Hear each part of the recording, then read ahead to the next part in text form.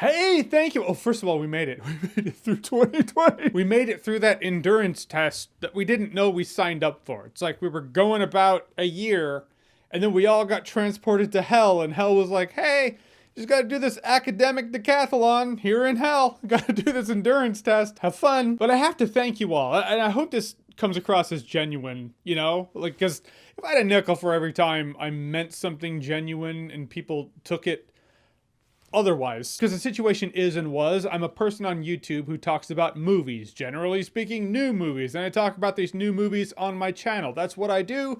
That's what my channel does. Well, it's a little redundant. My channel does because I do. You get it. And then one day it was like, no more new movies.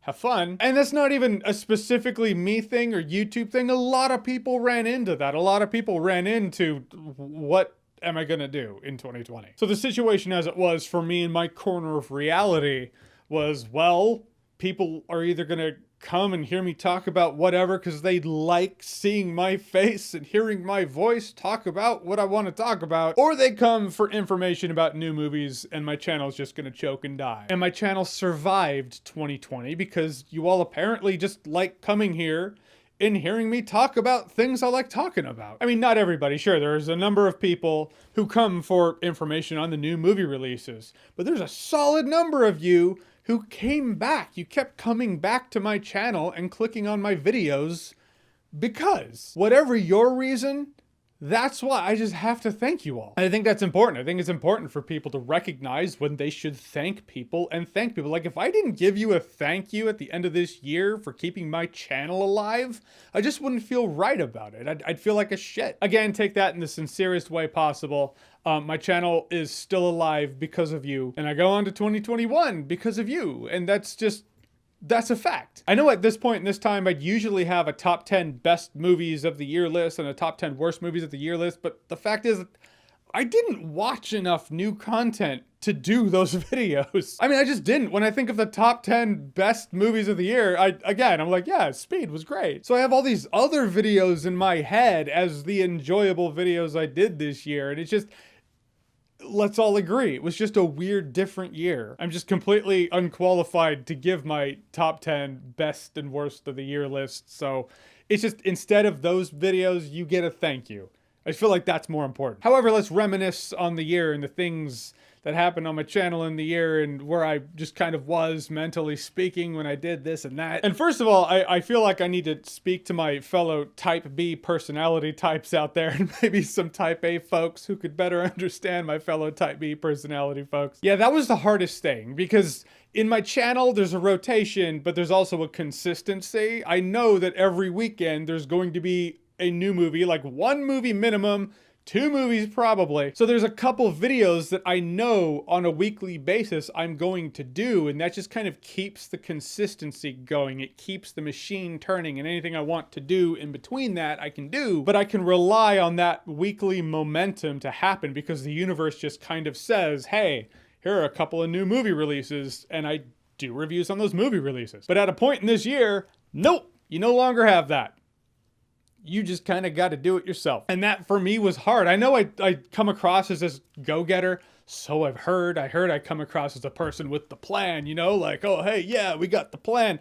That's not me. That's type A. I'm type B as fuck. So yeah, so without that guaranteed momentum, I had to think of like, all right, well, what videos do I want to do this week? Which sounds really easy, but when you're me, it's not as easy. So that was a hurdle, I suppose. It was adapt to survive. That's life. Which is why Mandalorian being a weekly show and The Boys before Mandalorian a weekly show, I did weekly videos on that week's episode. I did weekly videos on the episodes for those shows because it gave me that feeling of that guardrail being back up. Video game reviews had to be stepped up. I mean, I knew I'd be doing more video game reviews. I don't actually logistically know if I did more video game reviews this year. I feel like I did, sure. Regardless, I was like, I can't rely on trailers of video games anymore. I'm gonna need to pull some game footage and capture some gameplay footage that I actually do. Also, special thank you to Jake Baldino for giving my channel a little bit of love when I first started reviewing more games this year.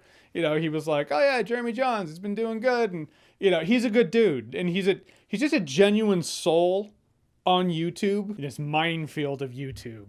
Really, that's all you can ask for. But also there were a couple of fun things I did this year. Like, you know, the Mirror Universe review. That was actually, okay, story time. If we're gonna break for story time for a second, here's how that happened. It was like the night before April Fool's Day, and I was like, oh my gosh, tomorrow's April Fool's Day. I should totally do something. You know, like something fun, something different. My first reaction was, okay, review a bad movie like it's good. But I was gonna like super troll, I was gonna pull a bad movie and not let anyone know that I actually thought it was a bad movie and review it like it was a good movie.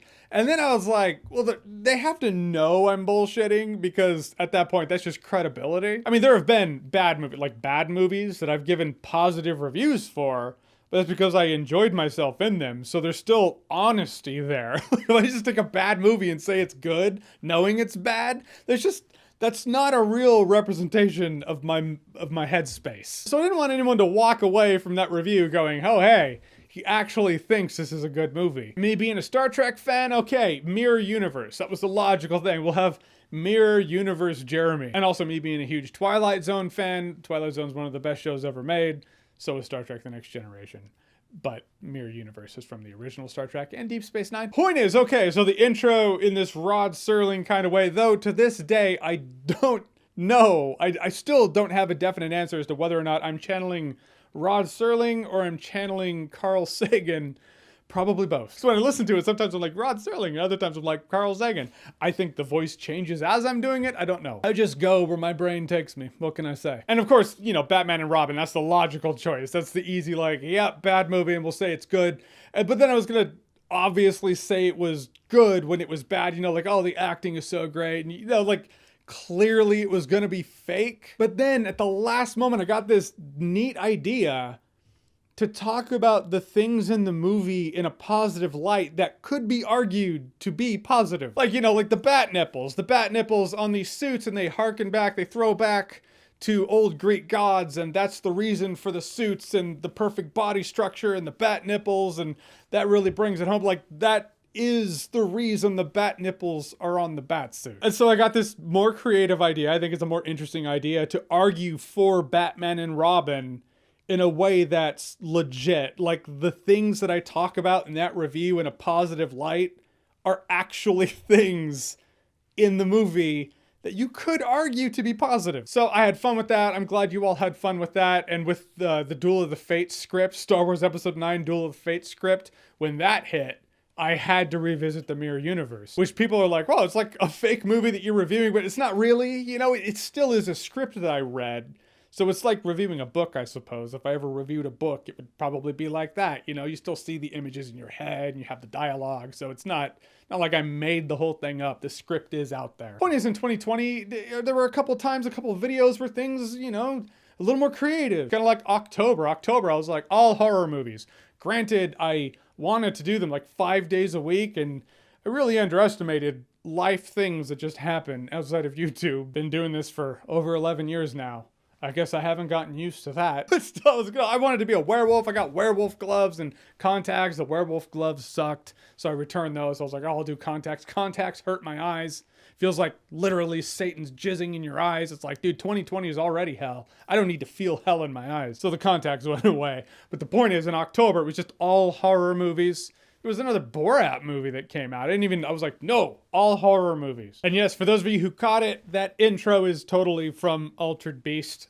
I just kind of recreated the mutation in Altered Beast, which I'd love to say I planned it out, but I didn't. It was tedious. I had to go through and find a video every couple months or so. My hair was just a little longer. Find a frame in which I was more or less facing the camera, line it up, and you know, it was tedious. But, you know, it kind of goes to what I've always done on my channel. It's like these simple effects that end up being kind of creative, and I thought it was pretty cool. And to answer the question, yes, this is actually before COVID lockdown, but on my review of The Invisible Man, people are like, is there an invisible you right there?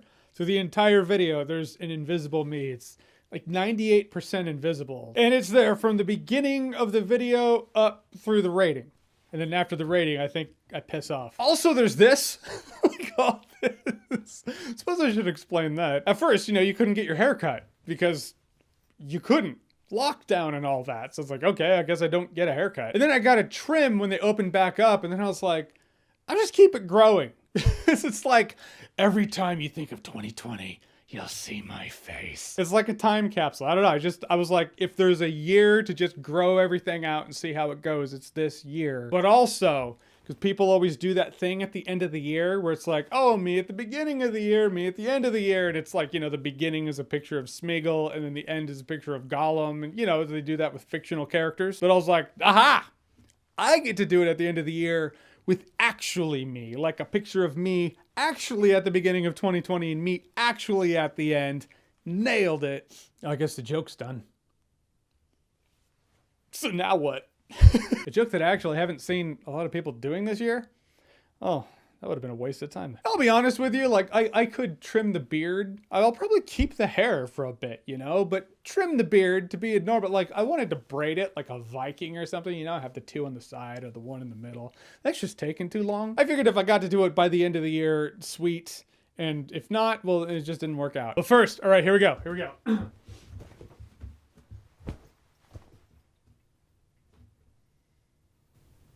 Permission to come aboard.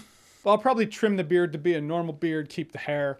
You know, basically what I need to do to keep that Johnny Silverhand cosplay possibly going. Because if I don't get those Keanu comments in the comment section, what do I have? All right, this video became much more indulgent than I meant for it to. I don't know, I just figured looking back at 2020 and, you know, the not shitty things of 2020, that's fun. But again, thank you all for keeping my channel going in 2020. Genuine thank you from the bottom of my heart. Hopefully my channel gave you that escapism that maybe you needed this year. I mean, there was enough of a bus fire coming at everybody from all directions. So it's a very conscious effort. It's been a conscious effort for a while for my channel to be that escapism. It's like, no, I'm staying out of that.